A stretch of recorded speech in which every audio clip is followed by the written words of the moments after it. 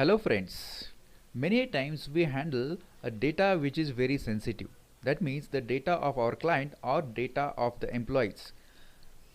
For example, this is the data that we have from the month January to June and for these salespeople. You do not want anyone to make the changes in this data if it is saved on the shared drive. If anybody wants to make changes, he should get the error like this. Then how to protect our data? In this video we are going to learn 4 important different methods by which we can protect our data in Excel. This video is very important for those people who handle sensitive information.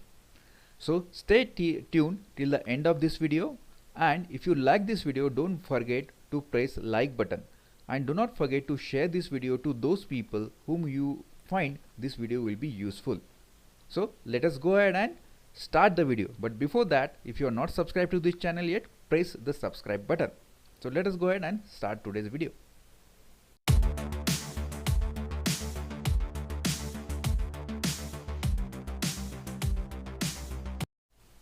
Hello all and welcome to Boost Your Career. So this is the data that we have. The data is for these many salespeople from the month of January to June. So 2 quarters. The sales data is already been inputted. In second tab, I have created some formulas. So same data I have created as quarter 1 and quarter 2, for which I have put the formula like this. For quarter 1, I have added for January, February and March and put the formula as sum, and same way I have put for quarter 2, April, May and June. So this sheet is all formula based sheet which I want to protect. That means I do not want anyone to make changes in this particular sheet. So I'll go ahead and protect the sheet. There are 2 methods by which I can protect the whole sheet.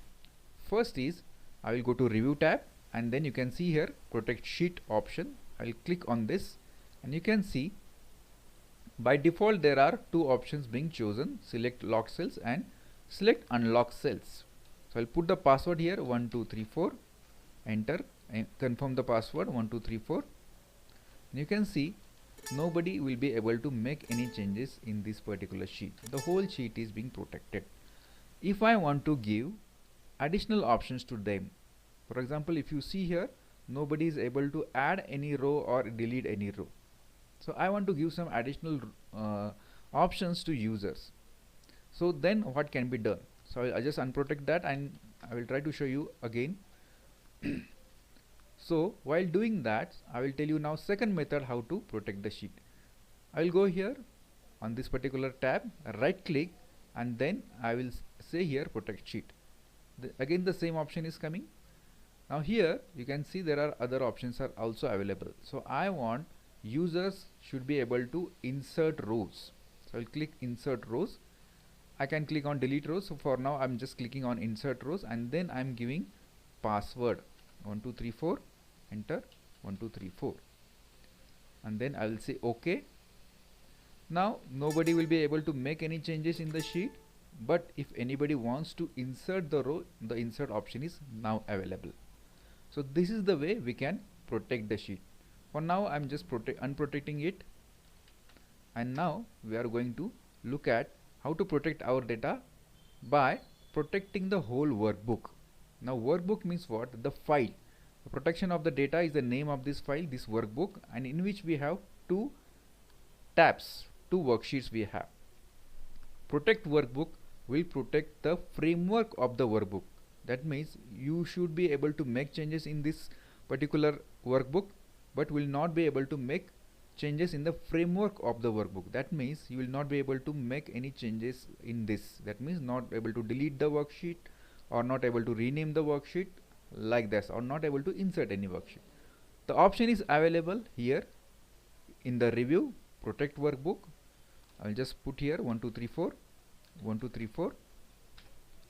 Now you can see here I can make the changes in this, but if I go here and try to add or delete any worksheet, I will not be able to do that. So that is the use of protect workbook, the second way by which we can protect our data. Not very much use, so I'll just unprotect that again 1234. Now it is unprotected. The option is now available again for me. So that is the second way.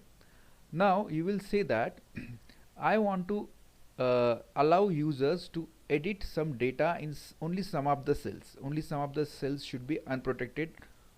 The whole of the other workbook should be protected. For example, in this case, I have prepared this sheet in which I have put employee IDs and employee names over here, and this particular data. I will delete this now. In this particular range, I want my users, these people should fill their data in this range, but they should not be able to make any changes in this particular cells, that is employee ID, name, the headers, the formulas, the totals, etc. Only this particular range should be open for them to add the figures. How do you go about that? For which we have third option available here.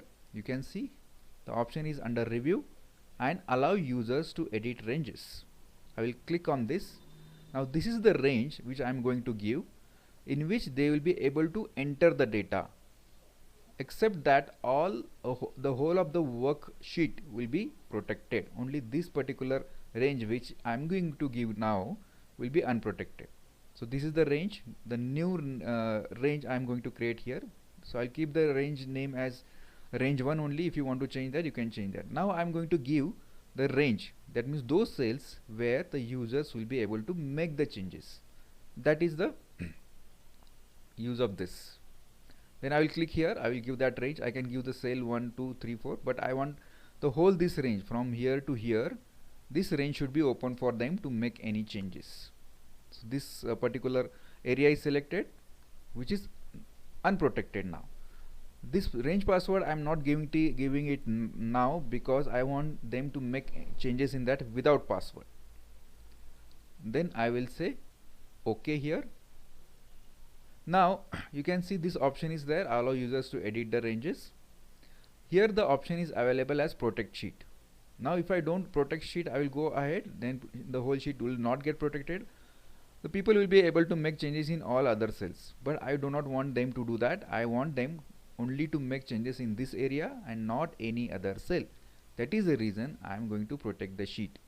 So I will click on protect sheet, and here I will give the password 1234, enter 1234. Now you can see here, if I click here, I want to make any changes, I will not be able to make. I will not be able to make any changes in these formulas also, not make any changes in the headers also, but here I can make changes. That means the users will be able to put their data in this range which I kept them open. So that is the second way of protecting your data. Only few cells will be unprotected, all other sheet will get protected. Now let us go ahead and learn another way of protecting the data. That means whenever we create a file, we want the whole data in the file, all the worksheet should be protected, or nobody should be able to make any changes, but they should be able to read the file. So for that I will go ahead here in file and then make save as. Okay, and whenever I go ahead and save as, I'll click on this. I will give the location. I'll just change the file name as 2.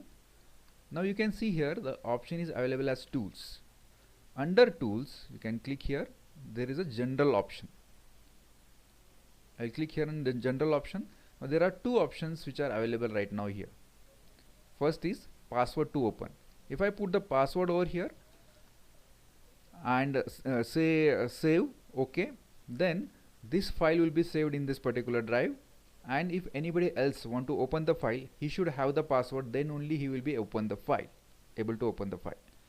But if I want them to open the file, but only in read only format, that means they should not be able to make any changes in the data, but they should be able to read the data only, then I will put the password over here. So I'll put the password here 1234, enter 1234, and then go ahead and save the file here. Now this file is saved.